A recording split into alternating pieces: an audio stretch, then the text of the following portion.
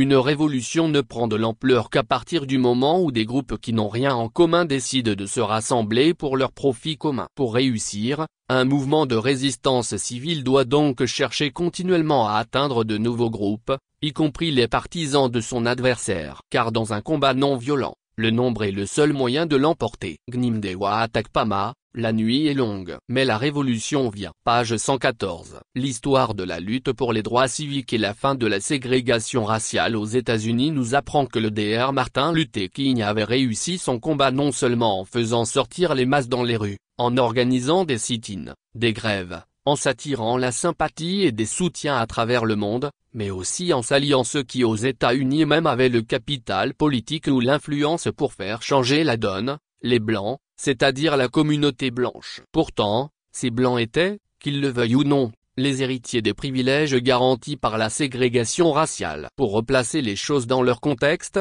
ces Blancs étaient l'adversaire, car c'était en leur nom et pour leur bien-être que la ségrégation raciale était appliquée avec son corollaire de déni des droits civiques aux Noirs et autres minorités. C'était parmi eux qu'on retrouve ceux qui s'opposaient avec une férocité incroyable aux droits égaux pour tous les Américains. Mais pour réussir sa lutte, plutôt que de se mettre à dos les Blancs, Martin Luther King et ses camarades avaient tenu à obtenir leur soutien. Et ils l'ont eu, et cela a changé le cours de l'histoire. Au lendemain de leur défaite électorale historique de 2008 marquée par l'arrivée de Barack Obama à la Maison-Blanche, les républicains s'étaient lancés dans une introspection afin d'éviter une répétition de ce scénario, en menant un vaste examen de conscience. L'une des conclusions auxquelles ils étaient parvenus, c'était que leur parti tient exclusivement compte des préoccupations de la communauté blanche et qu'ils ont abandonné depuis longtemps tout effort visant à attirer les Noirs américains dans le parti républicain. Quoiqu'il y ait beaucoup de Noirs qui sont séduits par les valeurs conservatrices que défend ce parti,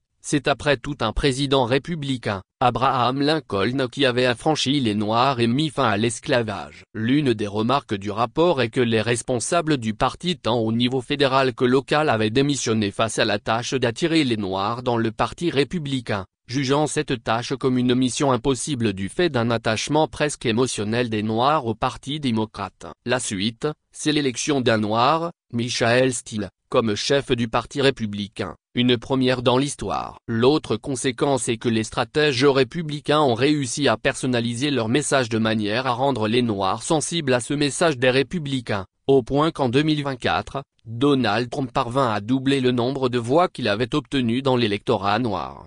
Sans entrer dans un parallélisme exact des formes, et bien que les contextes politiques soient diamétralement opposés, démocratie américaine comparée à la dictature militaire au Togo, on peut tirer des leçons de ces alliances inédites que certains ont su former dans l'histoire afin de faire le dernier pas vers le changement politique au Togo. La politique, dit-on, est la continuation de la guerre par d'autres moyens. Pour présenter la situation de manière caricaturale, dans chaque lutte, les groupes d'individus gravitent dans des cercles, entre autres le cercle de ceux qui luttent pour une cause ou la situation désirée, ici le changement, le cercle de ceux qui s'y opposent, les adversaires, et le cercle de la majorité silencieuse. Pour remporter la bataille, le cercle de ceux qui luttent pour le changement doit réussir à s'élargir, attirer et intégrer en son sein les individus d'un autre cercle, notamment ceux du cercle des adversaires. Pour reprendre Gnimdewa dans son ouvrage ci-dessus référencé, les mouvements non violents ayant réussi,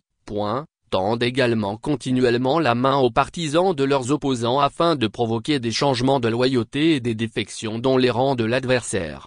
Au regard du parcours de la lutte pour le changement politique au Togo, il apparaît qu'au sein de la mouvance opposition, nous n'avons pas pu agrandir le cercle dans lequel nous prêchons la nécessité du changement. Les raisons sont diverses, donc je m'en tiens au résultat. En d'autres termes, notre message en faveur du changement n'a pas créé des défections au sein du cercle des partisans du régime militaire de manière à agrandir le cercle de l'opposition, mais le cercle du régime s'est lui élargi avec les dissidents de l'opposition et ceci à plusieurs reprises.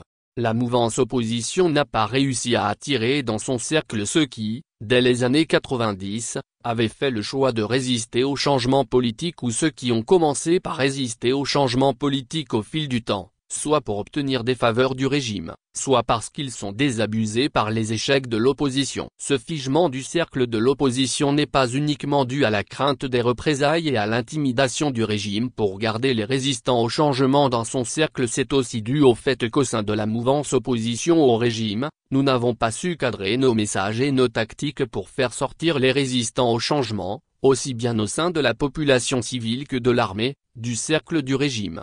Au lieu donc de continuer par prêcher uniquement à ceux qui sont déjà réceptifs et mobilisés pour la lutte pour le changement, notre approche devrait désormais consister à nous tourner vers les résistants au changement sur la valeur du changement pour eux-mêmes, car on ne peut amener quelqu'un à changer si on ne lui montre en quoi le changement lui sera bénéfique. Au Togo, nous aimons penser que cela n'en vaut pas la peine car comme on aime répéter, eux-mêmes savent que le changement c'est pour nous tous. Mais le savent-ils vraiment? Le savent-ils assez? La répétition étant pédagogique, ne gagnerons-nous pas à le répéter au point d'en faire un véritable chantier? La balle est donc dans notre camp, nous la mouvance opposition, et chaque petit effort comptera face à ce qui s'apparente à un essoufflement de la lutte pour le changement au Togo. Je termine cette analyse en paraphrasant Malcolm X, l'un des activistes les plus connus de la lutte pour les droits civiques aux États-Unis. Nous ne sommes pas de moins en moins nombreux dans cette lutte pour le changement au Togo, nous sommes simplement de moins en moins organisés. Il est temps de s'organiser mieux, en ajoutant à notre arc une nouvelle flèche, celle de nos alliés dans le camp de l'adversaire, d'autant plus que les lignes ont commencé par bouger avec tour à tour les sorties de Dame Nyakadé, ainsi que le refus des braves Evala de danser pour le simple plaisir du prince.